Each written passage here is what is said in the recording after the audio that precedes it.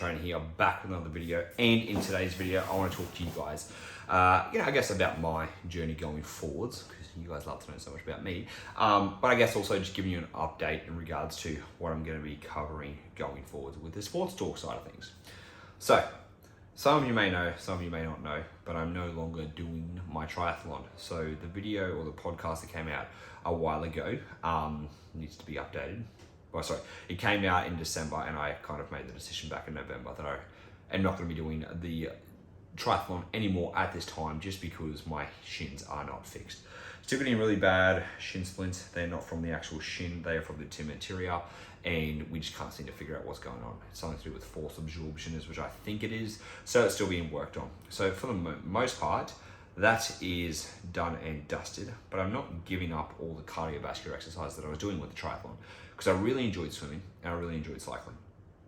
Now, the problem with the cycling is that I currently have a flat tire and bikes can't be serviced until February this year, 2022, because it seems to be like there's a huge surge in bikes. So while I am waiting for my tire to get repaired so I can't cycle and still keeping the swimming in, well, I don't even know, so I said while I'm waiting.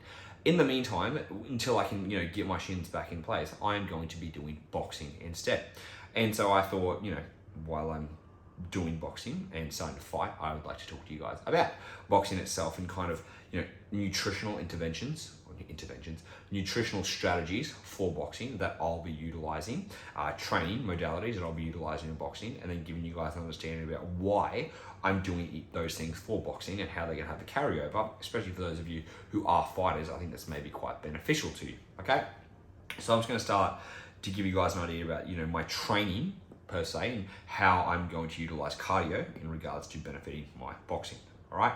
So for me, I'm going to be fighting in the 90.7 weight class. I sit roughly at around 90-ish kilos, 90 to 92. At the moment, I'm at 94, just because obviously, I was going to say COVID. Obviously, Christmas time, New Year's, things like that. Things just got out of hand, so I ate a little bit more food and I'm heavier. So from this week, tightening it back up, getting back on track, and I'll be able to sit roughly at that 91 mark quite easily, and a 300 gram drop is nothing. And so the first thing, I guess, this should be a takeaway, is you should be as close to your fighting weight as possible. If you are a boxer or if you are someone, with fighting, it's a little bit different. If there's a 24-hour weigh-in, you can probably be a little bit further away from your weight and do a water cut, because then you get to, what's the word I'm trying to think of here? Then you get to rehydrate yourself and have all the food and kind of replenish everything to jump back up. But for a lot of people, weighing is on the same day or within hours of when they are going to actually, have their event. And so being as close to your fighting weight as possible is the most important thing. And even with the people who can do a 24-hour weigh-in, still trying to be as close to your weight as you can, because there's a few things we need to consider, right? So firstly, when you water cut and you dehydrate yourself, performance is going to be affected overall, okay? When you're trying to get an excessive amount of food after your weigh-in, especially if it's a short weigh-in, you're going to be bloated. You're going to be, feeling wrecked.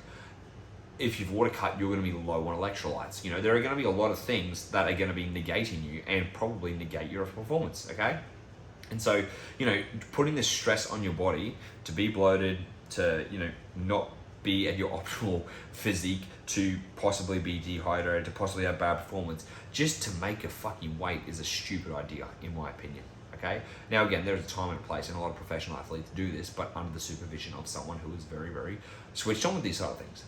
But for the most part, boxers love to sweat. They wear the sweatsuits, they sit in the sauna, they do these things to get all the water out, and it's like, why don't you just sit as close to your fighting weight as possible? Because then you can walk into your fighting weight, you can be performing all the way up until the event at your peak, all right?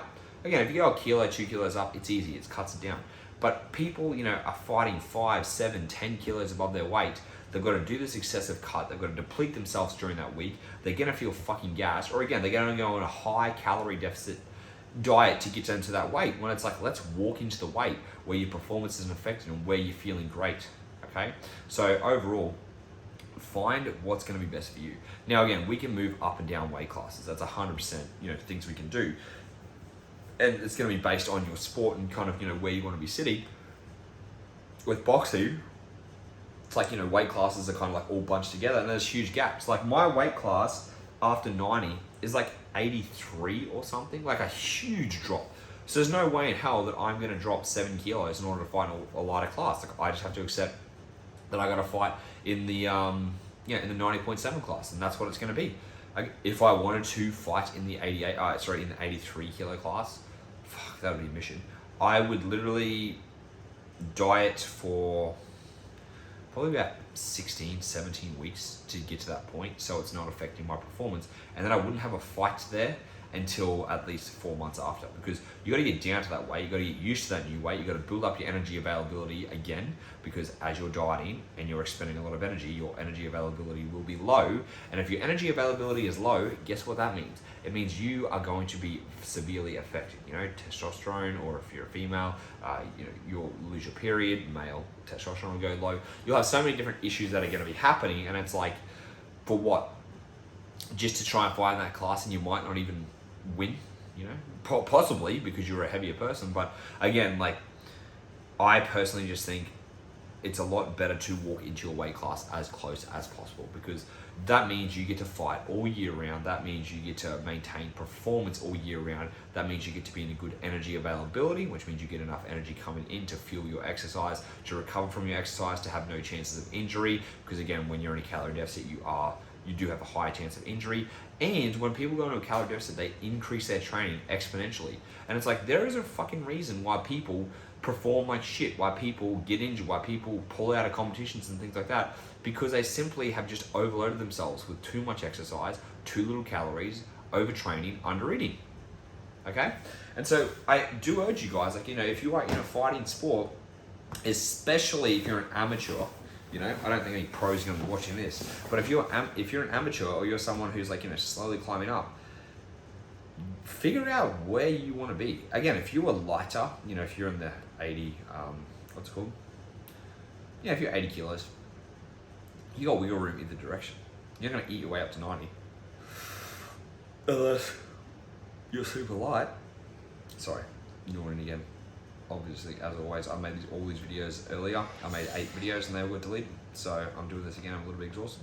But in saying that, again, even now, like, you know, me just doing this, exhausted from lack of sleep, even though I'm eating enough. And so it's like, you know, to be on point, to be the best athlete, and to fight the best of your weight class, you need to be able to sit where you can sit for the most part. And, like, you know, okay, if you are lower weight class, you're in those 80s, those high 70s, you have weight classes you can move in between quite easily. But it's like, for a lot of people, they don't have that, and like, weight class jumps are a fair bit. So be aware when it comes to, you know, what you want to do, what your weight class needs to be, and if you're realistically able to get to that weight class that you want to be. Because every time you are severely under-eating, you are severely cutting weight, you are overhydrating then underhydrating, you know, you're going to be affecting your performance. All right. And again, when we are training, we also have, you know, we're learning neurologically, we're laying down patterns in our brain, you know, myelin and things like that, in order to build up, not the habits, but also, like, you know, the technique and stuff like that. And whenever you are not fully focused, whenever you are depleted, whenever you are just exhausted, you will not lay those sheets properly, and you will not ingrain those habits. So it's like, you know, for you to be the best you can means you have to try and stay as well as you can in a good energy availability, in a good energy balance overall. And so that way you can perform at your best, right?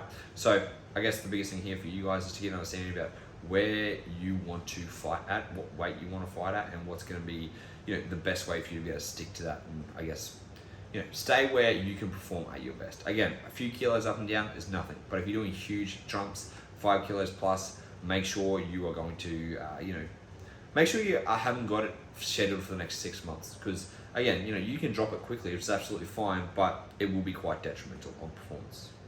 Cool. So that is the video. That is me. That is going to be my fighting. I'll give you guys an update with other things in regards to how I'm monitoring and all that, or how, you know, I'm going about it, and we will go from there. Until next time, speak to you guys then.